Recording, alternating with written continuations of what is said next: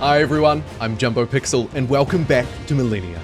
In this video we're going to take a look at something that defines a game, the National Spirits system, alongside some related ones like domains and governments. There's plenty to discover, so let's jump straight in. National Spirits are first introduced in the second age of a game in Millennia, and will be tasked to select one of the many options across the domains. We'll get to do this at ages 4, 6, and 8 as well, so there's plenty of time to pull together a cohesive strategy, or play however you like.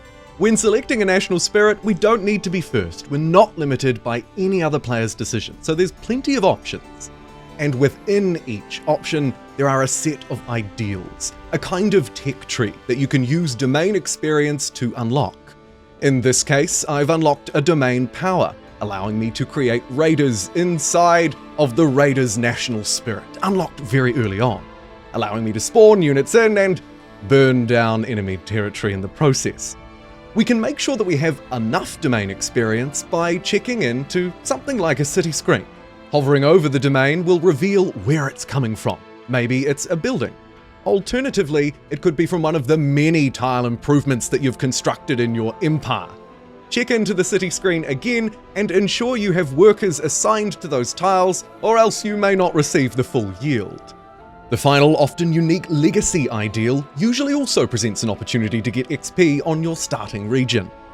As you move through the ages, you'll begin to unlock more powerful, interesting, dynamic National Spirits, but you don't lose access to the old one, allowing you to make the most of their internal synergies, as well as some broader, grander strategy that you might have enforced.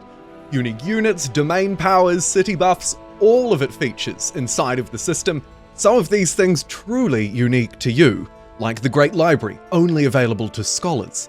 Here, this bonus building, a one-time build within my nation, provides knowledge per allied or open borders nations. And building on that, my unique improvement, the Translator, lets me decode their foreign manuscripts for luxury, knowledge, and government XP. The buffs and bonuses don't stop there, so make sure you save up enough domain experience to unlock and really reap the rewards. As a final example, let's take my final choice, the highly innovative Space Agency National Spirit, focused around getting us to space, giving us more tools to get there, and unlocking and generating a lot of knowledge along the way. Now, of course, any nation could choose to try and be the first to get to the moon, but with our extra benefits and perks unlocked, the ideals of the National Spirit, we should be the first to get there successfully.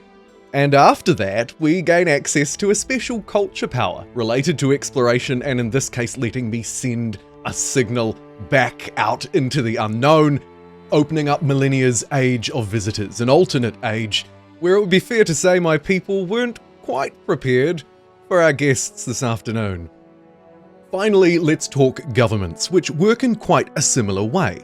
They have their own tree that you'll use government domain experience to unlock, with a huge variety of benefits, highly specialized to different empires, of different sizes and different levels of aggression. Unlike National Spirits, when you select a government, it completely removes and replaces the old type. This is generally a pretty good thing. You have two options to change your government. You can ultimately reform it by unlocking the final trait and handling it with a peaceful revolution. Or alternatively, if that's not quite your style, use government XP for a violent change instead. And that concludes this video. Thank you so much for joining me, and I'll see you all in the next one.